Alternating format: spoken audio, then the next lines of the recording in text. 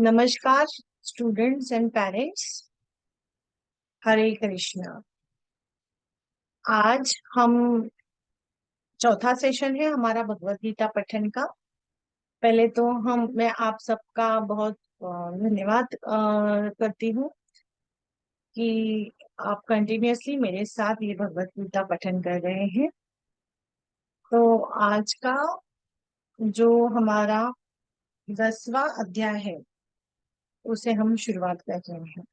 तो 10वां अध्याय है विभूति योग। विभूति योग में श्री कृष्ण जी कहते हैं अर्जुन को कि ये जो भी तुम्हें भौतिक मतलब जो दिख रहा है हमें हमारी आंखों से जो दिखता है वो, और जो दूसरा होता है आध्यात्मिक। आध्यात्मिक जिसके जिसे हम कहते हैं स्पिरिचुअल। भौतिक मीन्स मटेरियलिस्टिक एंड आध्यात्मिक मीन्स स्पिरिचुअल। तो जो भी हमें दिखता है, जो व्यक्त है और जो अव्यक्त है, वो सारा कुछ मैं ही हूँ। तो हमें हमारे जो आई से नॉर्मल सेंस से जो भी हमें दिखता है, तो वो सारा उसमें भी श्री कृष्ण है। और जो हमारे समझ के परे है उसमें भी मैं ही वास करता हूँ। जैसे कि फॉर एग्जाम्पल हम फूड इंटेक करते हैं, खाना खाते हैं, क्या हम देखते हैं हमारे इंटेक जो भी डाइजेशन कैसे हो रहा है, हर कुछ अद्भुत है। सो वो अव्यक्त है। क्या हम कह सकते हैं कि ये मैं कर रहा हूँ? ऑफ कोर्स ये आपकी ही बॉडी कर रही है, लेकिन इसे ऑपरेट कौन कर रहा है? क्या आपने खुद से इसे कुछ बनाया है? नहीं। It is made by God. तो ये ईश्वर ने ही हमें बनाया है। तो सब कुछ मैं ही हूँ। तुम जहां पे भी जाओ सब जगह मेरा ही अस्तित्व है। इसीलिए तुम्हें नित्य मेरा ही स्मरण करना है। और तुम्हारे धर्म में जो आया है वो कर्म तुम्हें करना है। धर्म मीन्स व्हाट? धर्म मीन्स आपके लाइफ में आपने जो लाइफ पर्पस चुना है, जो भी आप काम करने के लिए प्रतिबद्ध होके एक कमिटमेंट लेकर आपने इस लाइफ में जन्म लिया है, वो लाइफ पर्पस के लिए आप जो कर्म कर रहे हो वो आपको मेरा ध्यान करते वक्त करते हुए करना चाहिए। तो जैसे ही हम लाइफ में जन्म लेते हैं, ये बॉडी फॉर्म में आ जाते हैं, तो ये जो हमारा परमात्मा है और ये हमारा सोल है, परमात्मा एंड आत्मा वो एक ही है। लेकिन जैसे ही हम बॉडी से कनेक्ट हो जाते हैं, तो ये परमात्मा से हम थोड़ा डिटैच हो जाते हैं। तो वो डिटैचमेंट ज्यादा नहीं, हम कंटिन्यूअसली उससे कनेक्ट होना चाहिए। इसीलिए हमें भगवान जी श्री कृष्ण याद दिला रहे हैं कि तुम्हें हर वक्त मेरा ही स्मरण करना है। तो मैं स्टूडेंट्स को और पेरेंट्स को हमेशा ये बोलते रहती हूँ कि जो भी हम आज हैं, हम ग्रेटफुल रहना चाहिए, हमें थैंकफुल होना चाहिए। हमें उस ईश्वर के प्रति हमेशा धन्यवाद देना चाहिए कि जो कुछ मेरे लाइफ में अच्छा हो रहा है वो तुम्हारे वजह से है। और जो भी हमारे लाइफ में बुरा हो रहा है, take the responsibility of that कि मैं खुद क्रिएट कर रहा हूँ। जब आप अपनी रिस्पॉन्सिबिलिटी खुद लेना सीखेंगे, आपको पता चलेगा अरे मुझे ये कर्म मैंने सही नहीं किया है, इसके वजह से मुझे ये दिक्कत आई है। तो मुझे ये रेक्टिफाई करने के लिए मैं कब कैपेबल हो जाऊंगा? जब मैं अपने आप को फील करूंगा I am the controller, I am the responsible person for what ever happen in my life. मेरे लाइफ में जो भी अच्छा हुआ है बुरा हुआ है सबके लिए मैं। जनरली लोग क्या करते हैं, जब अच्छा होता है तो खुद क्रेडिट लेते हैं, जब नहीं अच्छा होता है तो हम दूसरों पे ब्लेम करते हैं। तो ऐसा हमें नहीं करना है। जो भी हुआ है, अगर आपकी गलती हो नहीं हो, take the responsibility of whatever happen in your life. जब भी हम किसी रिस्पॉन्सिबिलिटी को लेना सीखते हैं, तभी उसी पल हम एम्पावर होते हैं, हम अपने आप को पावरफुल बीइंग में कन्वर्ट हो जाते हैं। क्योंकि ईश्वर कहता है कि मैं तुझ में ही हूँ। तू हमेशा मुझे याद रख, मेरे स्मरण में हर एक काम कर, मैं तुझे हर मुश्किल से निकालूंगा। तो हमें हमारी जो क्षमताएं हैं उनके प्रति हमें याद दिलाने के लिए सारी मुश्किलें आ रही है।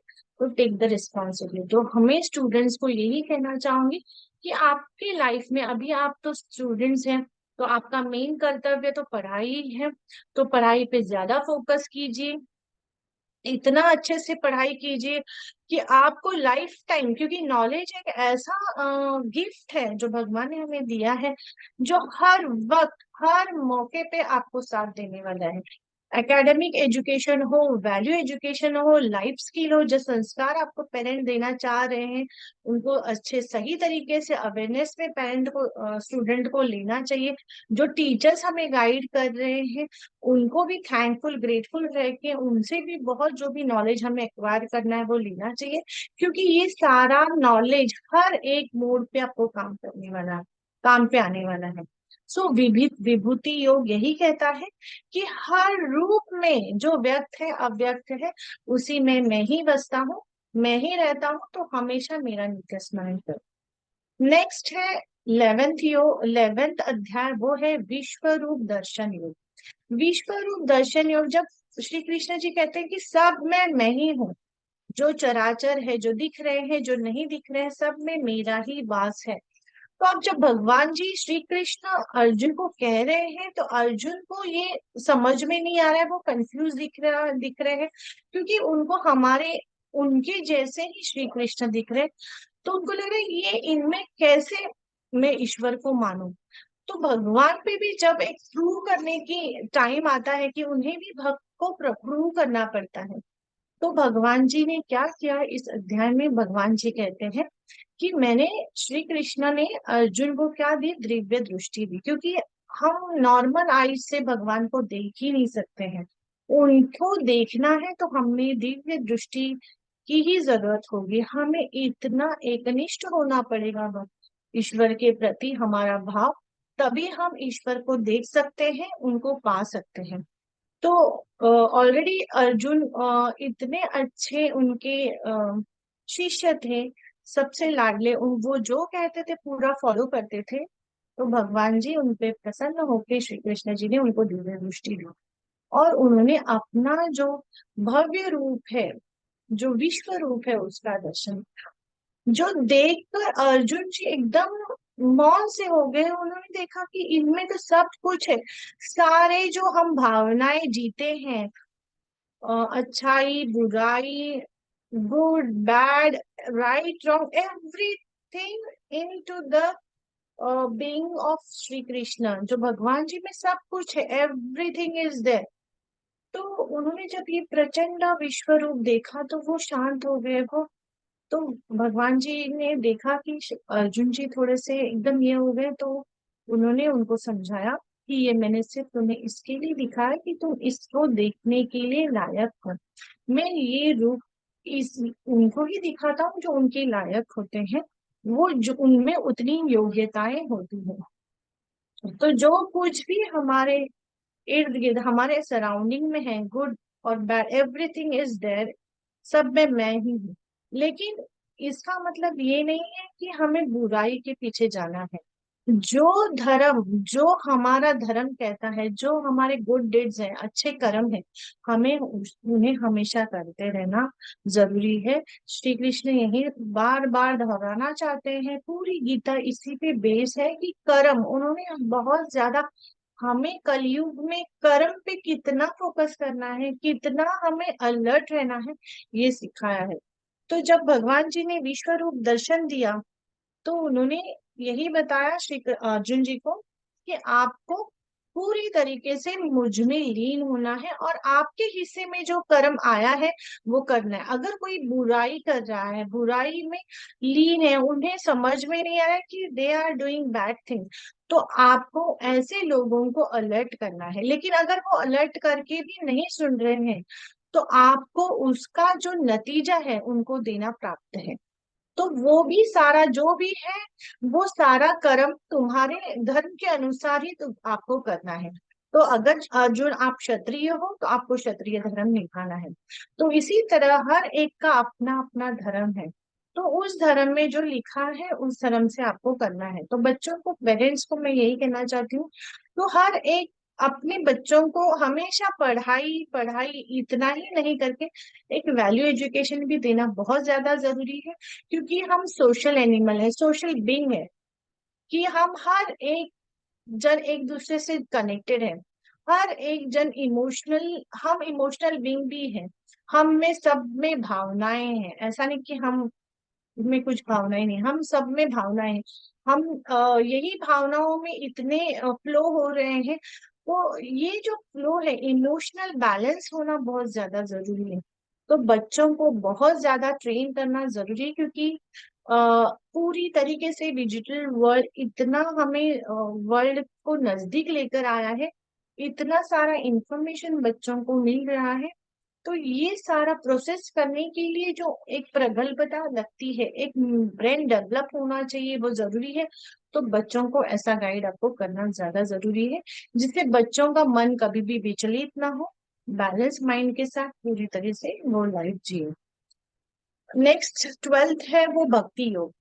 भगवान जी ने जब मतलब अर्जुन को बताया अपना विश्व रूप, तो जब वो थोड़े से सहम गए थे, तब अर्जुन को उन्होंने ये कहा कि आपको मुझसे कनेक्ट होने के लिए भक्ति योग अपनाना है। भक्ति मतलब क्या? भक्ति मतलब पूरी तरीके से जो भी आप नित्य कर्म कर रहे हैं, उसे आपको अर्पण करना है ईश्वर को, क्योंकि हम ईश्वर ही हैं, हमारे अंदर एक ईश्वर ही बसता है। जैसे हमारे अंदर एक ईश्वर बसता है, वैसे ही हर एक जन में, फिर वो प्राणी है, वनस्पति है, स्टोन है, एवरीवेयर देयर इज द अंश ऑफ गॉड।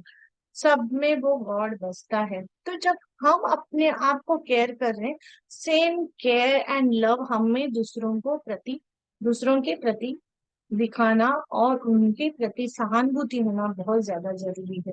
तो ये करने के लिए हमें माइंड सेट ऐसा रखना है कि भगवान का नित्य स्मरण करना है। भक्ति योग इसी के लिए कहते हैं। जैसे जैसे हम मटेरियलिस्टिक वर्ल्ड में और घुसते जाएंगे, दैट इज द चक्रव्यूह। हम चक्रव्यूह में घुस गए और उससे बाहर निकलने के लिए हमें भक्ति मार्ग हमें यूज होगा। जैसे महाभारत में स्टोरी आपको पता ही है, अभिमन्यु ने मदर के वूम में जान लिया था कि चक्रव्यूह के अंदर कैसे जाना है, लेकिन जो अर्जुन के बेटे थे, लेकिन उन्होंने जब बाहर आने के लिए जो सीखना था वो नहीं सीखा था, तो अंदर ही वो फंस गए, उनकी डेथ हो गई। तो ये जो मटेरियलिस्टिक वर्ल्ड है, ये ऐसा एक चक्रव्यूह है जहाँ पे लालच बहुत सारा है, डिजिटल वर्ल्ड है। फ्रेंड्स हमें आजकल बहुत सारे सोशल मीडिया, ऑफलाइन ऑनलाइन इतने सारे मिल रहे हैं, तो वो एक डिस्ट्रैक्शन है। ऐसे बहुत सारे अपने लाइफ में चैलेंजेस बहुत है, आगे और भी आने वाले हैं। तो इसीलिए हमें बाहर निकलने के लिए चक्रव्यूह में नहीं, हमें वो इफेक्टिव यूज करके, डिजिटल मीडियम का इफेक्टिव यूज करके उसे बाहर आने के लिए हमें जो यूज करने वाला है वो स्पिरिचुअलिटी है। तो ये आध्यात्मिक होना बहुत ज्यादा जरूरी है, क्योंकि वही हमारा अस्तित्व है। ये जो मटेरियलिस्टिक वर्ल्ड है, ये जो बॉडी है, सेल्स एंड एवरीथिंग, ये हम एक दिन यहाँ पे ही छोड़कर जाने वाले हैं। जो हमारे साथ जाने वाला है वो सोल है। जो स्पिरिचुअलिटी जो हमने लाइफ में आध्यात्मिकता से जो लाइफ जी है, वो हम लेकर जाने वाले हैं। उसमें हम कितना अलर्ट है, वो हमारे लिए मैटर करता है। वो तो हम जाएंगे तब की बात तो अलग ही है। अभी लोग जो आजकल बहुत मैक्सिमम ये बोलते, अगला जन्म किसने देखा है, ठीक है, वो भी मैं एक्सेप्ट करती हूँ। चलो, हमें पता नहीं है अगला जन्म क्या देख होगा या नहीं होगा, पिछले जन्म का भी छोड़, लेकिन एटलीस्ट ये जन्म जो हमें पता है, हमारे दिन ब दिन हम वो पल जी रहे हैं, हम उतने अवेयरनेस में जीना चाहिए। तो उसके लिए भक्ति मार्ग बहुत ज्यादा हेल्प करता है। Spirituality helps you a lot. ये ऐसा एक शस्त्र है जो हमें, जनरली क्या होता है, एज हो जाता है, मतलब लोग बूढ़े हो जाते हैं, फिर बोलते हैं कि तब हम ये सब करेंगे, मंदिर भक्ति ये सब करेंगे। तो मंदिर भक्ति ये नहीं भी आपको होता है, घर में भी आप लॉर्ड कृष्ण हरे कृष्ण बोलते रहेंगे, उस नाम स्मरण में रहेंगे, तो भी बहुत ज्यादा आपको उसका बेनिफिट मिलने वाला है। तो भगवान जी ये कहते ही नहीं है कि आपका कर्म छोड़िए और मेरे पीछे आइए। वो कहते हैं जो भी आप कर्म करो, उस कर्म में करते वक्त ही आप मेरा इतना ध्यान करो कि मेरी पूजा और भक्ति वहीं हो जाएगी। तो भगवंत उसी के लिए आपको बहुत ज्यादा सिखा रहे हैं, बहुत ज्यादा ट्रेन करना चाहते हैं कि जो भी आप करो बस मुझे ध्यान में रख के करो। मेरा स्मरण करो। तो आप जब स्मरण करोगे तो खुद से भी आप सेल्फ लव में करोगे, और दूसरी जगह आपको समझेगा कि जैसे मुझ में ईश्वर है, सामने वाले में भी ईश्वर है, तो आप उनको उसी रिस्पेक्ट से बात करेंगे। तो मुझे ये बहुत अच्छी बात लगती है कि जब भी मैं रिलेटेड टू कृष्णा टेम्पल कोई भी जाती हूँ, तो मुझे इतना अच्छा लगता है। दे कॉल अस, मतलब जो जेंट्स हैं उनको प्रभु जी बोलते हैं, लेडीज हैं उनको माता जी बोलते हैं, फिर जो भी हम खाना वगैरह खाते, they call it prasad and all. So इतना अच्छा लगता है कि ये मुझे लगता है कि ये सारा जो भी है हम स्पिरिचुअल जो बोलते हैं, अगर हम घर में भी यही थिंकिंग रखेंगे, यही फीलिंग रखेंगे, तो कोई भी बच्चा आज एडिक्शन में नहीं जाएगा, गलत संगति में नहीं जाएगा। अगर पेरेंट्स भी हर एक वक्त सही अलर्टनेस में काम करेंगे, तो पेरेंट ही एक रोल मॉडल हो जाएंगे और बच्चे भी उनको अनुकरण करेंगे।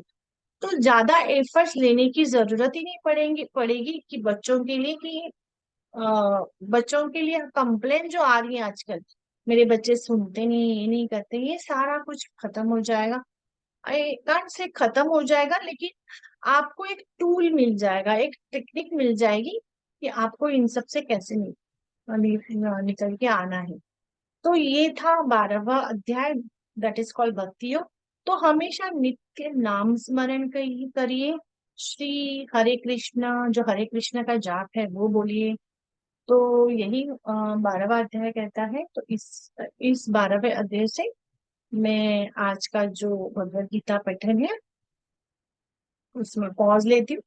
तो अब हम फिर से मिलेंगे next Sunday, and till that tune with me, and for any challenges you are having related to study or any other uh, life skill or anything else related to your kids, or related to your any personal or any challenges, you can contact me।